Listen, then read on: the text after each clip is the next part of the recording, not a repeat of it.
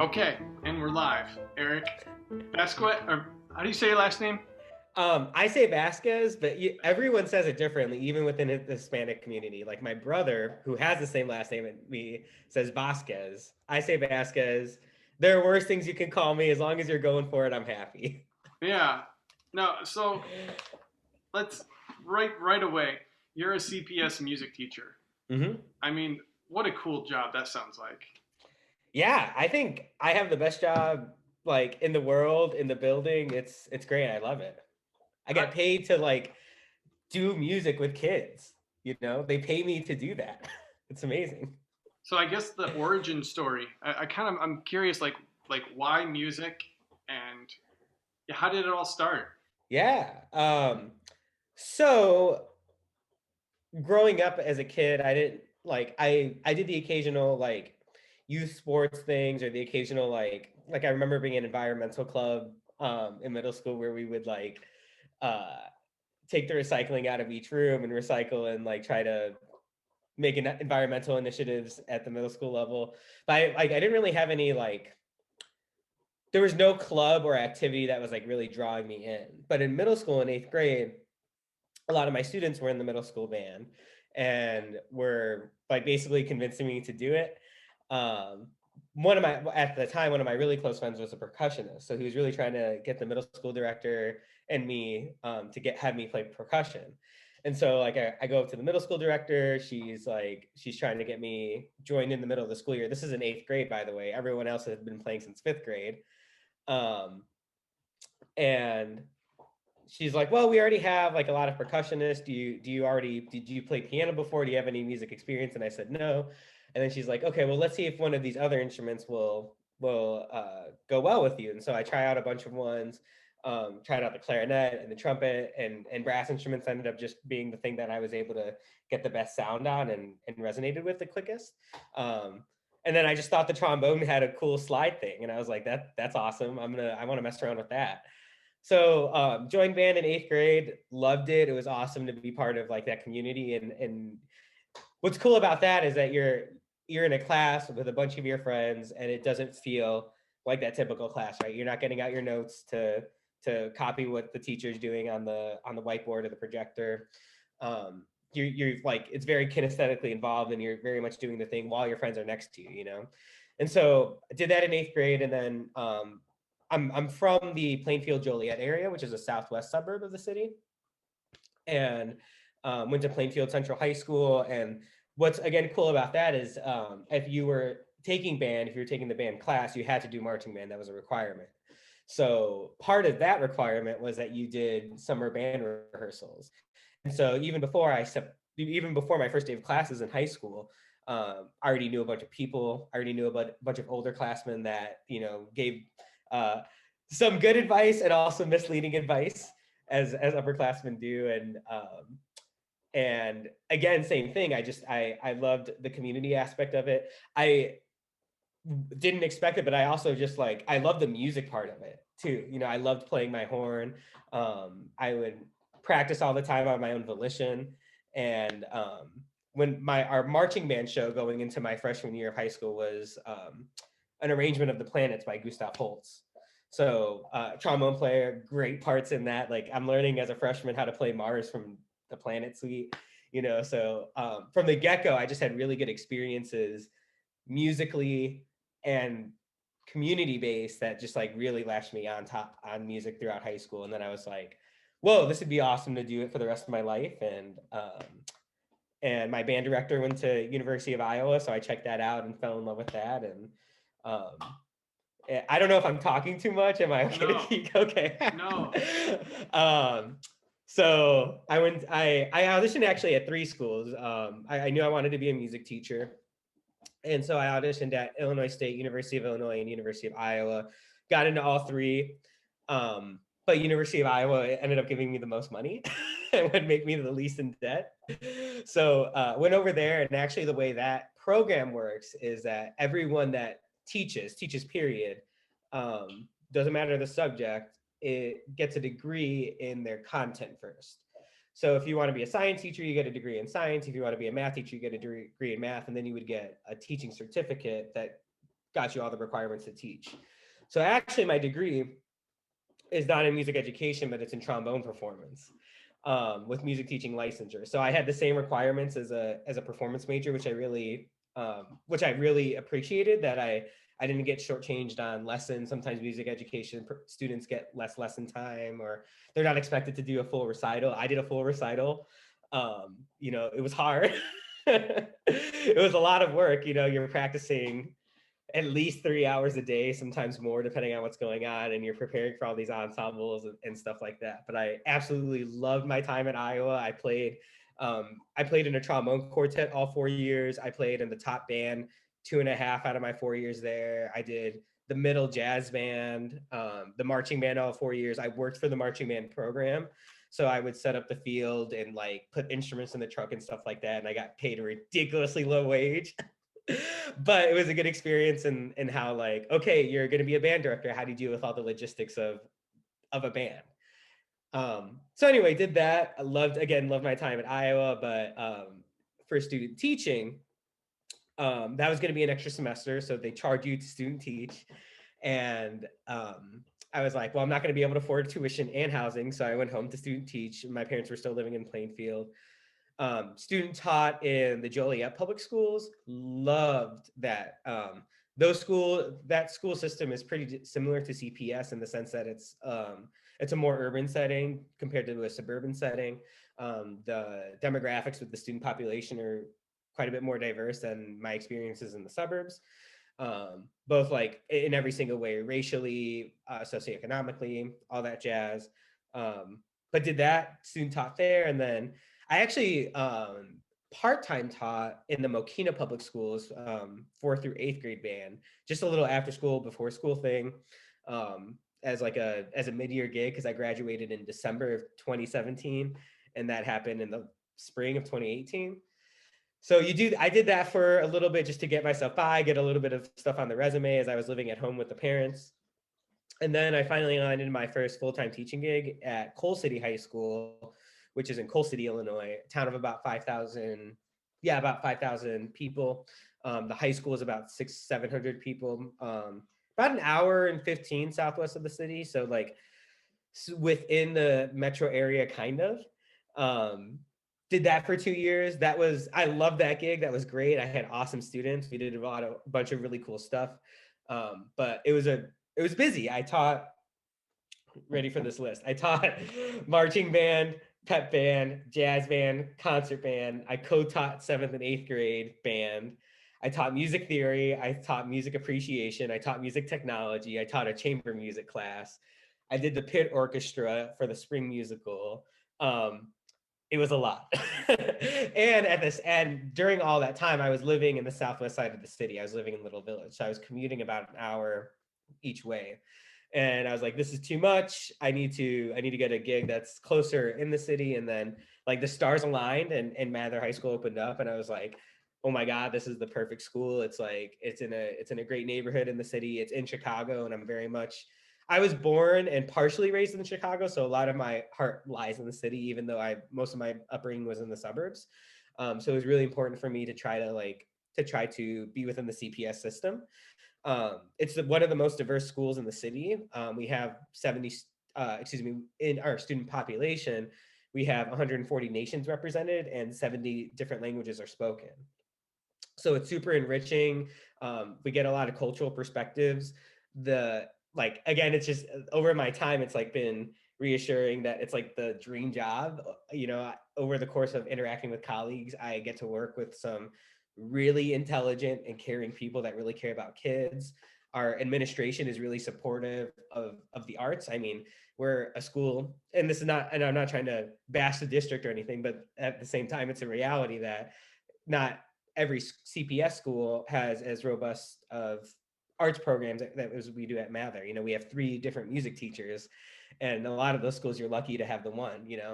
So I feel very, like, it feels weird because I'm 25. I'm pretty young, I think, even though my kids like to tell me that I'm old.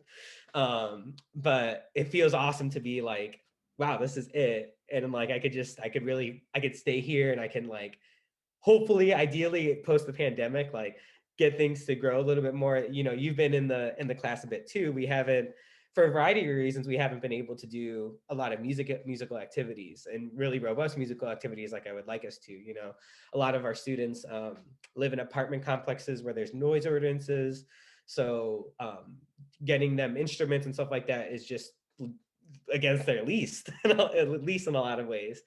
Or their parents work during the day, or you know, so on top of the usual barriers we have as music teachers of overcoming a lot of these anxieties, right? Like I think a lot of music teachers know that, like, even if we grew up with them, we've gotten over them because we've just done it so much. It's hard for us to imagine like, oh yeah, kids do get nervous when they have to like say something or try to play something or whatever.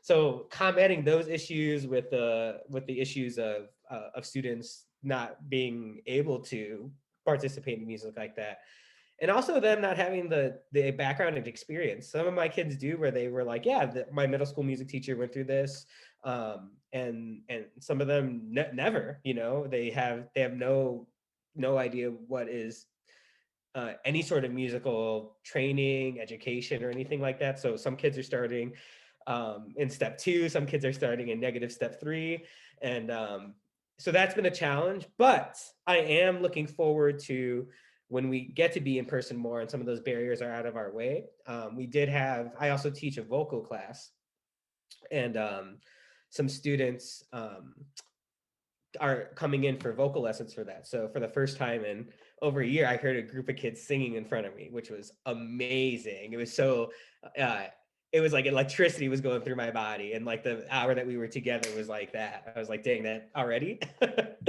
So I hope that wasn't too much. I kind of just kept going. No, it's so great. It's, you know, it gives us a chance to kind of like just sit back and enjoy the ride that's been your life. Yeah. You're 25. I mean, that's quite a bit to accomplish in 25 years. Thank you. Well, since you started in 8th grade, which how old would that make you? Like 13 or something? Yeah. Yeah. Yeah.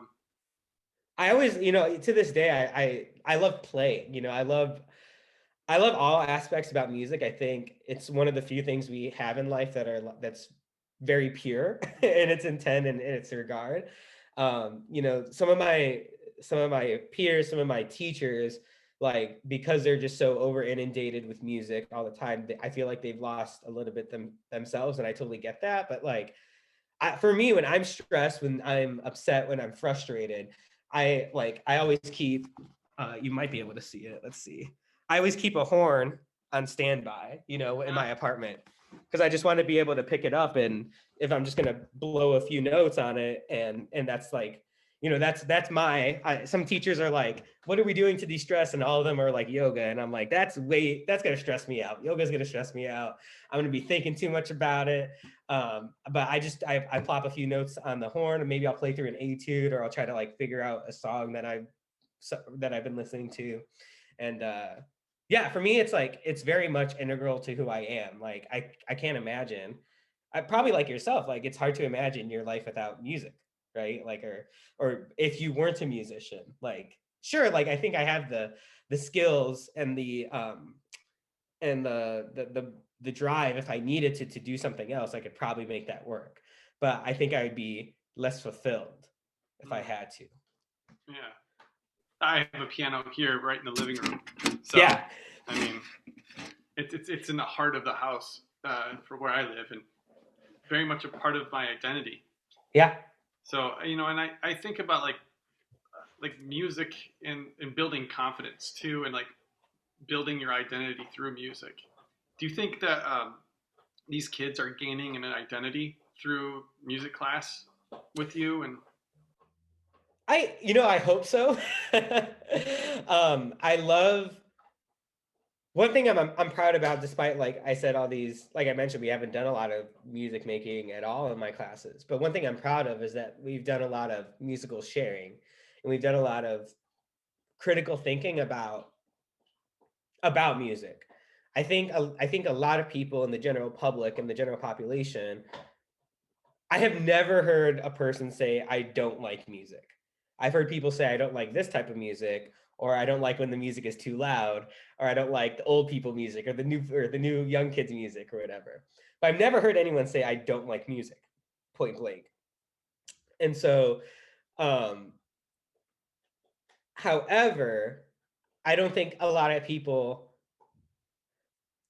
how do I want to phrase this? I think a lot of people take music for face value. They listen to it, they enjoy it, and they go about their lives, and that's beautiful and great. And I'm not saying there's anything wrong with that process, but I think there's something really enriching when you think about your music a little bit more. Why did the artist say this lyric? Why did they use this instrument here? Why is this cover art associated with this album? Why do I feel this connection between Ariana Grande and Mariah Carey, right? Like, I think um, one thing I've been pressing with my students, because we haven't been able to do a lot of the music making, is how can we think of music differently, and how can I make your musical listening and whenever you engage with music a little bit more satisfying, you know what I mean? And so I've done stuff with that. Like the project we're finishing up with kids right now is about we took a few weeks to cover some of the biggest hits and some of the biggest artists from the 80s and 90s in American pop music.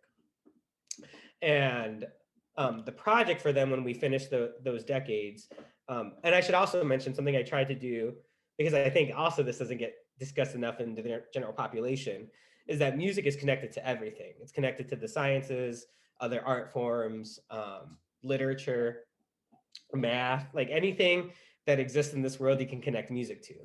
And so when we were going through the 80s and 90s unit, it was really important to me that the kids had a context about what's happening in that decade. The war on drugs, the AIDS epidemic, the rise of conservatism with Ronald Reagan. In the 90s, the age of the internet and the beginning of the internet, and how did that impact the music making that was happening? Did that spark anything with the artists? How did music videos impact the music industry? Because that had not existed up until those decades. So we finished up that project, we finished up that unit, and their project was, they were in this hypothetical situation where it's now 2060, it's 40 years into the future. And so they are now the old people, quote unquote old people. They'll be 55 years old. I'm not that old, but they will be the old people in 2060. How do they convince the young people in 2060, when they're old, that the music from the 80s and 90s has something of value to it, that it's worth their time to engage with that music, right? And so one of the things that they could have done to like prove that point was chart out how artists connect with each other over time, right? We can connect, especially in American music.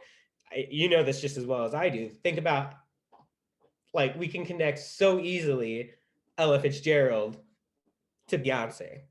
That's a very that's a very easy connection, even though Ella Fitzgerald was in her heyday in the 40s. You know what I mean? So even though that was 60, 70, 80 years ago, I can't do the math off the top of my head,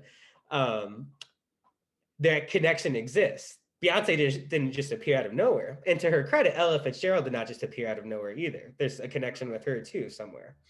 So one of the things that I gave them a few options for the project and how they would convince these teenagers that they should listen to 80s and 90s music. But one of the options was connect an 80s artist to a 2020 artist to a hypothetical 2060 artist. What's happening in 2020 right now, or based off of what's happening in 2020 right now, what's a musical prediction you have for 40 years down the line? Which is impossible to make. We can never tell exactly the musical trends, because they're so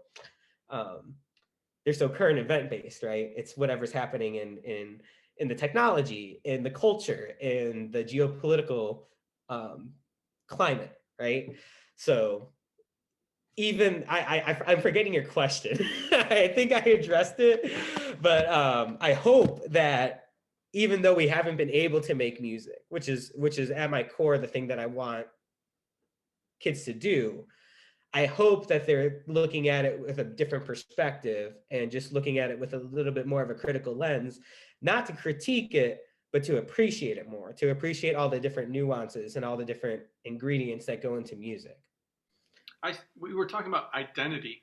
So like thinking about the music that way, just being able to think about how the impact of today will have in the future, and being more empathetic to like tradition, in this sort of speak. Mhm. I think will is a part of like self awareness. You kind of see where you and the music is in that moment in time, and how it relates to the future generations and past generations. Like you said, Ella Fitzgerald to Beyonce. I mean, you can say that in many different genres. You could say Mhm. like, well, what's the relation between like, say like Beethoven to like Mozart, or Bach to Chopin? And there are like lines that you can draw in classical music and popular music, American jazz, all the way back, go to ragtime. Like, who are the artists from ragtime that influenced modern day, like, pianists? And so, yeah, I think just thinking about more than just the moment, but like identifying the moment and then looking out, so to speak, I think is really really great. And I think that was such a cool project that I heard that you were doing. The 80s and 90s. I was born in 87, so I mean, of course, like I'm gonna appreciate that. The 90s were good to me, and so and Metallica is still around, so That's right. They are. um, that's great. So I want to. So you still practice? I was curious, like how often do you practice? And how was? I wanted to ask you earlier, when you were in high school, how much were you practicing then compared to Ooh, yeah. college to now? So, in high school, it was probably, I was playing a lot. So like if I wasn't playing in the like during school band, I was playing in the after school jazz band and the pit orchestra or whatever. So during the school year, maybe not as much as maybe I should have in preparation for those groups, but in the summer, probably like a half hour, 40 minutes a day, and then my chops would get a little tired. I'm like, okay, I'm gonna go swimming with friends or whatever. It's typical teenage stuff. And college was a very different story because that is your stick, right? So it was an expectation with my lessons professor that it would be 3 hours a day, about 45 minutes to an hour on just fundamentals and a brass player warm up, and then 2 hours on etudes or repertoire or orchestral excerpts, whatever it might be. Um, and then now it's pretty sporadic, and it really depends on the busyness of life. Um, I would probably say in a week's time, um, 2 to 4 hours a week, any given week, just practicing. Pre-pandemic, I would, as much as I can, as much as the schedule would allow, I would play in different groups, and that's still my intent now. Actually, I'm in. I never thought I would be in a group like this, but a couple of friends reached out to me in October and were like, "Hey, we're starting a ska band. We need a horn player." I was like, "I've never done that. I'm very much a classical musician, but let's go for it." So started doing some stuff with them, and that's been a good time. Um, yeah, but that's probably now anywhere from 2 to 4 hours a week, and then playing with anyone that I'll play. One of my favorite things to do. I do like playing by myself. There's something nice about that. But I'm a firm believer that music is supposed to be made with other people. It's very community based activity. So I would much rather, and I definitely put myself in more situations that has me playing duets with people, or trios, or quartets, or large ensembles. Um, yeah. Have you heard of the Suzuki method? Suzuki violin or Suzuki piano? Yes, I know very little about it. I know that it's just mostly it. It's all I know about it is that it waits on the introduction of notation. Yes, But that's all I know. it's a lot of ear training. But the part about it that's really like fundamental to Suzuki training is group Hmm. playing, group togetherness. Um, I think when I read his book, if I remember this correctly, he would have lessons all day, and but he would have them all at once. So you'd have like maybe 5 or 6 kids waiting to go. Well, so like the oldest would go first, then the next youngest, then the next youngest. And by the time the last youngest person goes, they've already been there listening to all of this music for like 5 hours. And so just like watching other people play, and then also like I don't know if you've ever seen a Suzuki violin like recital, like they'll have like maybe 20 kids, and they'll all start with they all have like this predetermined repertoire. So like you have song 1 through 20, and so everybody plays on the first song, then you get to the next one, and the next one, and a couple kids sit down because they can't play it yet, or whatever, and then until you get to the last kid who can play all 20 songs. So it's kind of a fun way to see like, oh, I want to be able to get to the end of this repertoire list. And so, yeah, he was a firm believer in the power of group and playing together, and just, I don't know, not so much competitiveness, but like, you always want to keep up with your friend next to you. I'm sure. Like when you were in band, I was in band in middle school too. I always wanted to be at least as good as the person next to me, if not maybe a little bit better, because I tend to want to be a leader in life. I like to like show people how it can be done. But I also I love the camaraderie of music. Yeah. So that's what got me into music personally, is playing with friends and exploring sound together in a way that, like you said, it's not in when you go to school, there's like a presentation, there's a slide, the teacher's on the board, do this, do that work. It's a different environment when you're sitting there playing music together. Yep. So, and I think being a classical musician, and I'm kind of going on now you're talking about ska. Ska music is so fun. I was thinking that like classically trained musicians tend to like know how to practice really well. So any given genre, they can just pick it up because they know how to practice. They know how to like they're really like, that's what I've noticed anyways. I don't know if it's the same with jazz, but I actually don't have much experience with the trombone, other than I can do. That's about it. That's all you need. That's like 80% of what we do. So I was like, I wrote a question down, but you kind of like answered everything that I was thinking.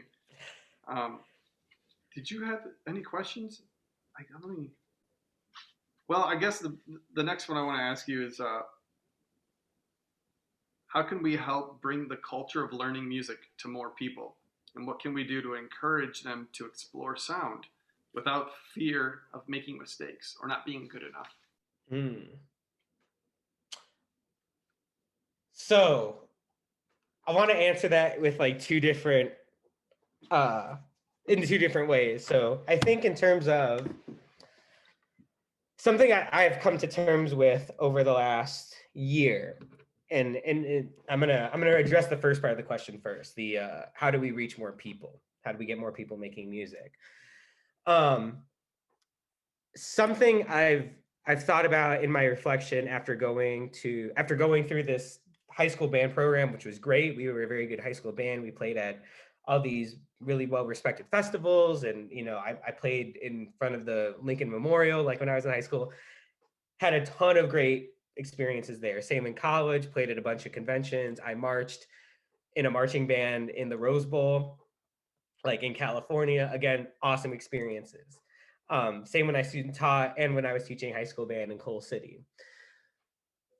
I think though, while those are really good experiences, while we do really good things as music teachers, as a whole, the music education community is geared toward a culture that is not relevant to a lot of what our students experience.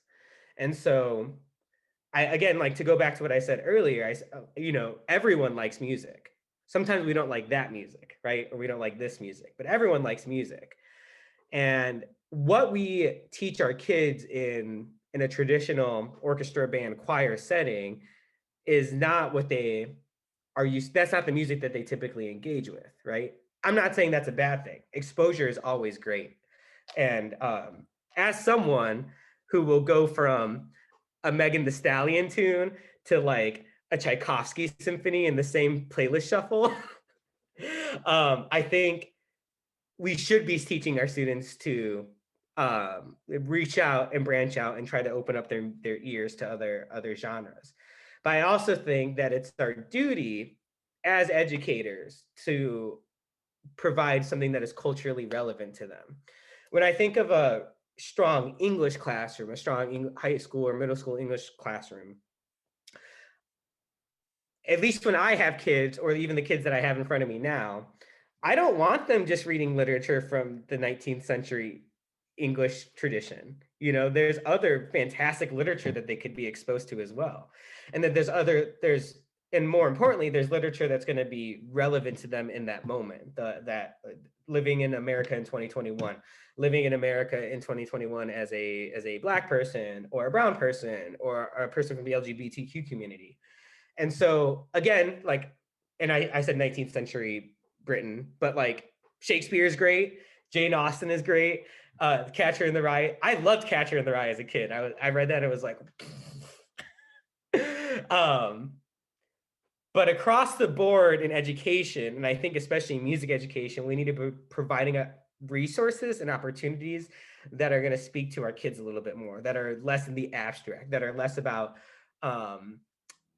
jamming down hundreds of years of traditions and literature down their throats and meeting them somewhere in the middle. So I think it's really important. Like, again, for example, all of my kids that I know, 90% of them are into hip hop, rap, and R&B. That is not currently a thing that you can get trained in at most music schools in the country. So I have a lot of very interested musicians that are interested in those genres that really that they're anchored in that genre because it's been what they've grown up with. It's part of their culture. But in terms of realizing their full potential in that genre and helping them in that case, I'm less equipped to do that compared to teaching them how to play in a great orchestral style. Again, it's awesome that like we can do that. But there should be opportunities for those kids because at the end of the day, music is music. And music teaching is music teaching, and music making is music making. I'm happy with my kids making music and listening to music as long as it's something that is satisfying to them, whether it's a Tchaikovsky symphony, like I said earlier, a Shostakovich symphony, or the Tupac album, or Megan Thee Stallion album, an Ariana Grande album. I want them, the skills that I want them to have as a classical, quote unquote, classical musician would be similar skills that I would want them to have if they were a rapper. I want them to be able to keep time. I want them to be able to sing with good intonation. I want them to think critically about diction. I want them to blend well and learn how balance works in a musical group. I want them to know how to communicate within a musical ensemble. You know, it's the same skills. I think we as music educators need to switch our frame to something that's a little bit more on the kids' side. And I think that's how we get kids in music rooms. I've said this a million times to other friends too. I don't understand why in band, orchestra, and choir programs, music programs in general, why we're always like, we need numbers, we need numbers, we need numbers. When again, every kid likes music. And so if every kid likes music, it should be very easy to get them in our classrooms. But if we're not providing them something that is relevant or interesting or applicable, what are they going to like? And again, I love band. I think it's great. More than likely, especially depending on where they're at in the country, they're not going to be able to play in a band post college. You know, there's the occasional community bands. But if you're going to go from a college level, like at least in my experience, I went from a college level group to a community band. And while I believe strongly in community bands, they're great things. That was a less satisfying experience for me. And so I personally, I was trained as an orchestral musician, and that was great training. But I would have appreciated more if I could be a little bit more involved in the Chicago music scene. Like if you called me and was like, hey, Eriq, I have this salsa gig coming up. Could you help me out? I'd be like,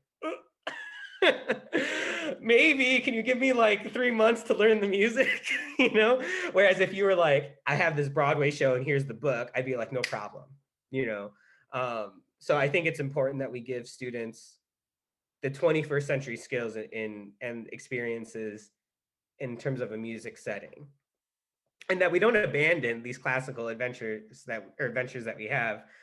They're great too, and they're very enriching, but we can add, we can add on to that experience. So that's the first part of the question that I went on a tirade on. What was this? Oh, students overcoming their anxieties and fears and things like that. That's always tricky. I think step 0 is establishing yourself as their teacher as someone who is empowering and safe. Because if you're someone that makes them scared, they're not going to be willing to try anything. Why would they try something to just be yelled at or belittled or berated?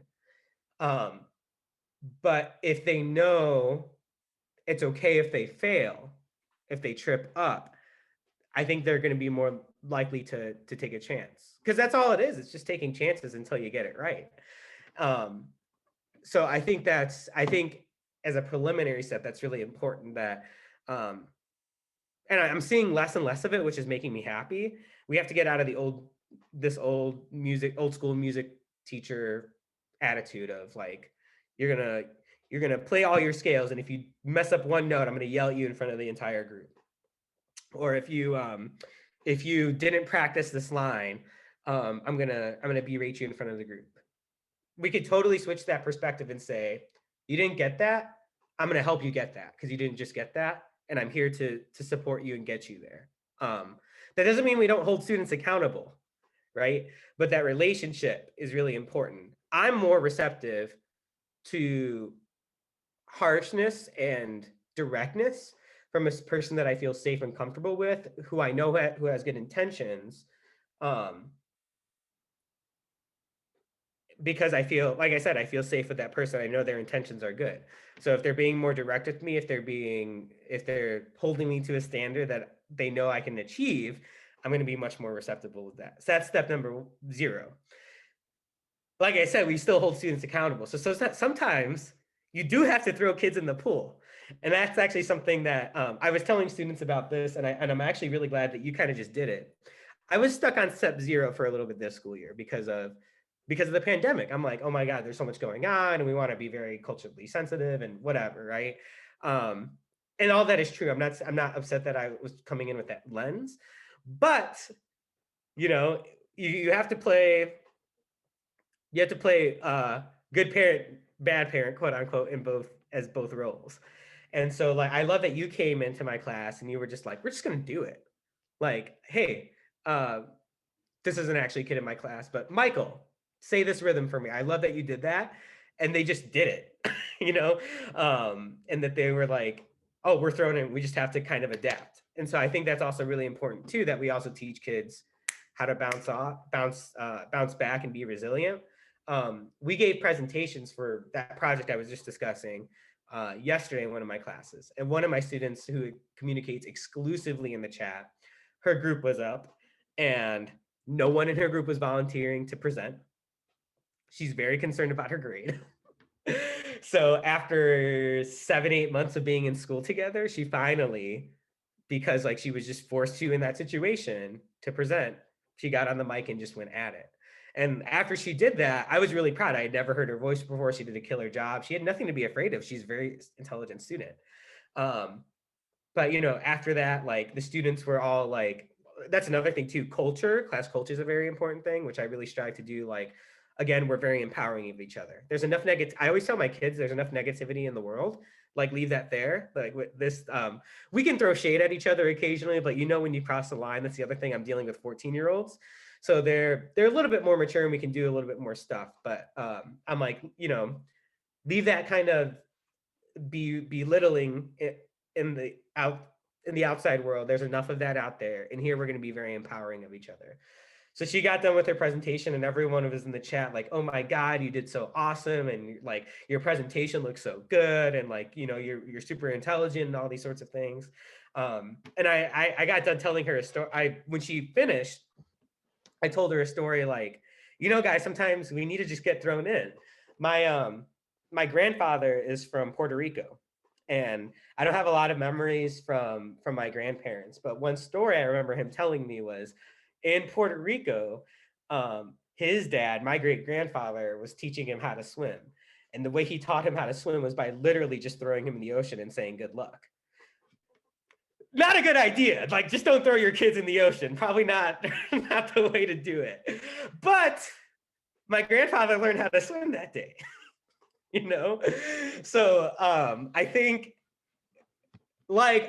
probably like every solution on the planet that I'm coming more to terms with, we need balance, right? We need to be very caring and loving and let them know that we care about them and we want them to do well and that we're here for their success.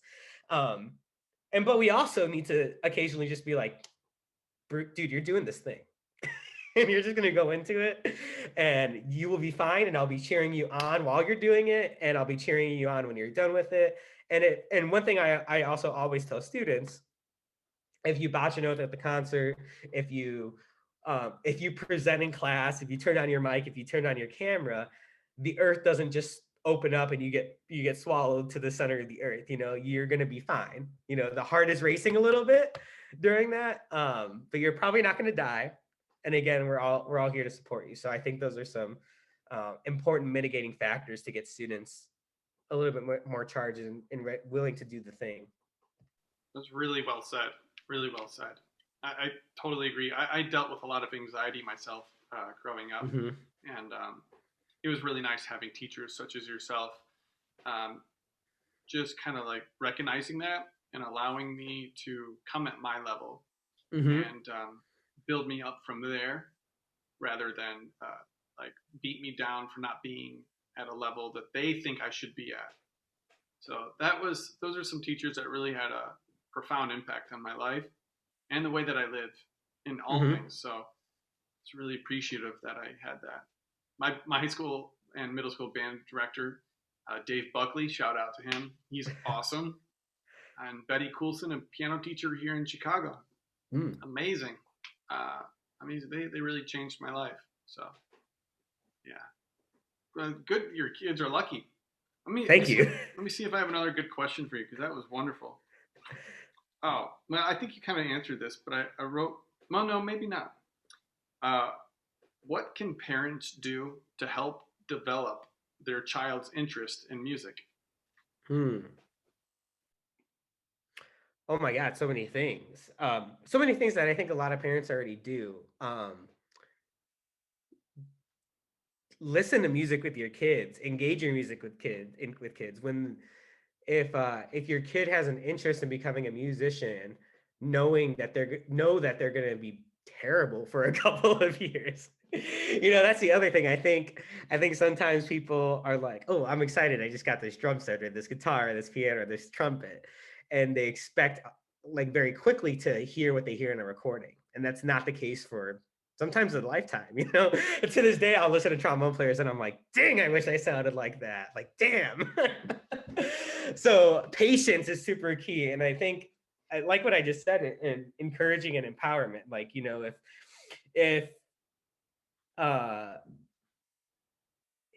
I think it's easy to be upset or like disgruntled with the loudness of it and the annoyances of the squeaking clarinet and the squeaking saxophone and the obnoxiously loud brass instruments. But I also think it's really important that parents give the kids that space. Like if you're not going to be empowering and encouraging to your kid, at least give them that space to fiddle around, to mess around, to find their sound, to experiment with sound. But outside of that, I think it's also just really important.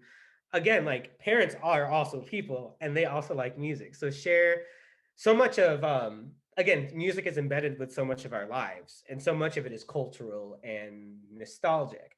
And so like, I've reflected a lot too.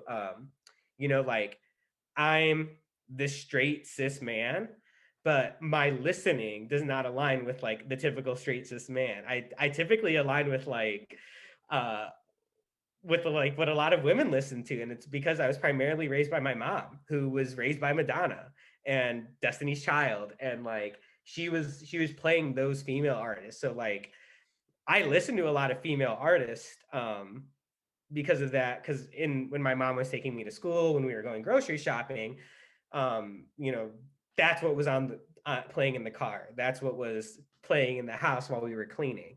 Um, so I think it's also really like don't hide your, don't even if your wife or your husband and you have totally different musical tastes, like don't hide what you listen um, to your kids, because that's also part of their connection to you. Like so many of my kids will like when we were listening to music from the 70s, 80s, and 90s, so many of my kids as they were coming into class would be like, I would play I would play a Madonna tune as they were coming into class. And so many of them would type in the chat and be like, my mom just started dancing, you know? And that's awesome. That's gonna be one of the ways we remember them, is like, my mom loved Madonna. Even if I don't, if I don't am not religiously involved with Madonna, like I will always have that connection with her. So I think it's just important parents empower and engage in the music. Go to your kids' recitals too. Even if they tell you not to go to them. Because as a kid whose parents didn't go to everything, and I'm not upset by it, my parents, we have reconciled a lot of things. But it's not the best feeling when everyone else's mom, dad, grandma, grandpa, whatever guardian is there, and you're kind of the one kid like looking around like, okay, I guess it's time to go home after the concert. You're just like, bummer. So go to your kids' stuff, even if it's like nails on a chalkboard to you. It means so much to them. Go to the private lesson. Come to your piano Yes. lesson for Yes. chime in there. Yes. Yeah. Man, that's great. That's such good advice. Let's see. I have one more. Oh, here's a good one. What what's the best advice for your future self? Oh man. I hope